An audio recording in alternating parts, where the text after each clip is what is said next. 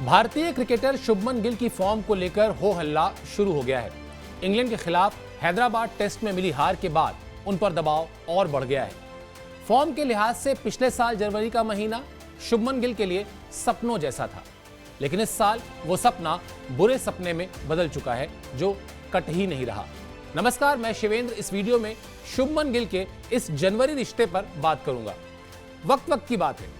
पिछले साल जनवरी का महीना शुभमन गिल के लिए ऐसा था कि हर कोई उनकी पीठ थपथपा रहा था।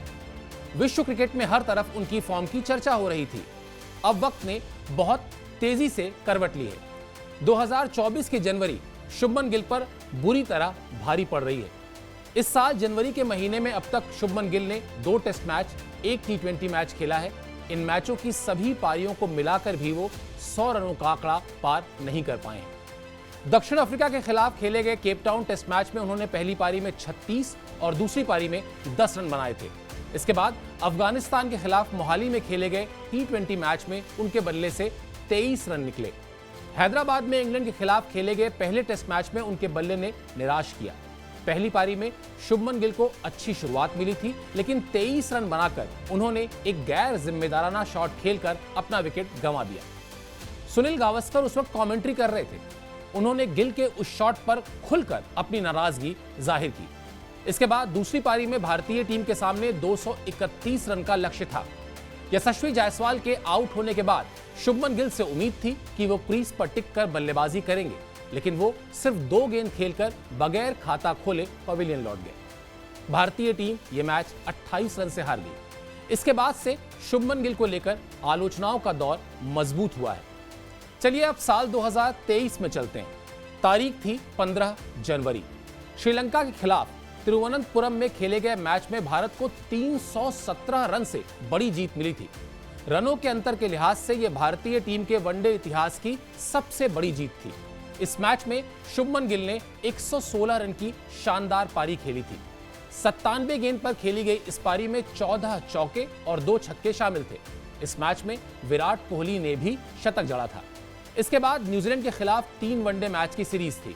इस सीरीज में शुभमन गिल ने 2 शतक जड़े थे। पहले मैच में तो गिल ने 149 गेंद पर 208 रन की धुआंधार पारी खेली थी। इसमें 19 चौके और 9 छक्के थे। इसके साथ ही वनडे में दोहरा शतक जमाने वाले वो 5वें भारतीय क्रिकेटर बन गए थे।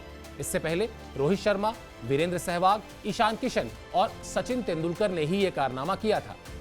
शुभमन गिल को यह बात और ज्यादा चुभ रही होगी कि वो मैच भी हैदराबाद में ही खेला गया था।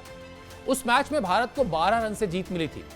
अब इसी हैदराबाद में खेली गई उनकी टेस्ट पारियों के बाद टीम में उनकी जगह पर ही सवाल उठ रहे हैं। खैर, वापस लौटते हैं 2023 के जनवरी महीने में। इस दोहरे शतक के बाद भी शुभमन गिल का बल्ला थमा नहीं था। इंदौर में खेले गए तीसरे वनडे में उन्होंने फिर शतक जड़ा था। इस बार उन्होंने 78 गेंद पर 112 रन की जबरदस्त पारी खेली थी। इसमें 13 चौके और 5 छक्के थे। इस मैच में भारत ने न्यूजीलैंड को 90 रन से हराया था।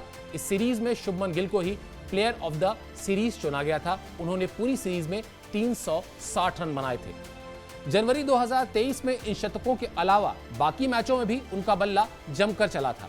जिन मैचों का जिक्र हमने अभी किया इस वीडियो में, उसके अलावा श्रीलंका के खिलाफ पहले वनडे में उन्होंने 70 रन बनाए थे। दूसरे वनडे में उन्होंने 21 रन बनाए थे। ऐसे ही न्यूजीलैंड के खिलाफ दूसरे वनडे मैच में उन्होंने नॉट आउट 40 रन बनाए थे। इस तरह श्रीलंका और न्यूजीलैंड के खिलाफ 3 वनडे मैच की सीरीज में कुल मिलाकर उन्होंने 567 रन बनाए थे। इस दौरान उन्होंने 5 T20 मैच भी खेले थे, जिसमें उन्होंने 76 रन जोड़े थे।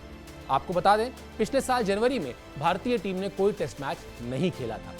पिछले साल जनवरी में शुभमन गिल के वनडे और T20 के रन को जोड़ दिया जाए तो उनके खाते में 643 रन थे, यानी तकरीबन 650 रन थे। इस साल उन्हें तिहाई के आंकड़े को छूने में भी लाले पड़े हुए। अब गिल को लेकर जितने मुंह उतनी बातें हैं। कुछ समय पहले पूर्व सलामी बल्लेबाज W.V. रमन कह रहे थे कि बल्लेबाजी करते समय शुभमन गिल का पैर ऑफ स्टंप की तरफ जा रहा है, जिससे उन्हें फ्रंट फुट पर खेलने में दिक्कत हो रही है। इसके अलावा वो बॉटम हैंड ग्रिप की वजह से भी परेशान हो रहे हैं। इससे वो बड़े शॉट्स तो खेल लेंगे, लेकिन मैदान में हर तरफ शॉट्स नहीं खेल पाएंगे, ऐसा W.V. रमन का कहना था। अब हैदराबाद टेस्ट मैच की नाकामी के बाद टीम इंडिया के एक और पूर्व सलामी बल्लेबाज वसीम जाफर ने कहा है कि शुभमन गिल को पारी की शुरुआत ही करनी चाहिए। नंबर 3 पर बल्लेबाजी उन्हें रास नहीं आ रही है। इन सारी बातों का फैसला आने वाली कुछ और पारियों से होगा। बहरहाल बड़ा सच ये है कि शुभमन गिल को भारतीय क्रिकेट का भविष्य माना जाता है। टीम मैनेजमेंट उन पर आंख मूंद कर भरोसा करती है, लेकिन ये भरोसा कायम रहे इसके लिए शुभमन गिल को कंसिस्टेंसी दिखानी होगी। फॉर्म का आना और जाना हर खिलाड़ी के करियर का हिस्सा है, लेकिन अपने विकेट की कीमत समझने का काम शुभमन गिल को ही करना होगा। आपको ये वीडियो कैसी लगी हमें जरूर कमेंट बॉक्स में जाकर बताइएगा और साथ ही साथ स्पोर्ट्स 9 को जरूर सब्सक्राइब कर लीजिए। बहुत बहुत शुक्रिया, बहुत बहुत धन्यवाद।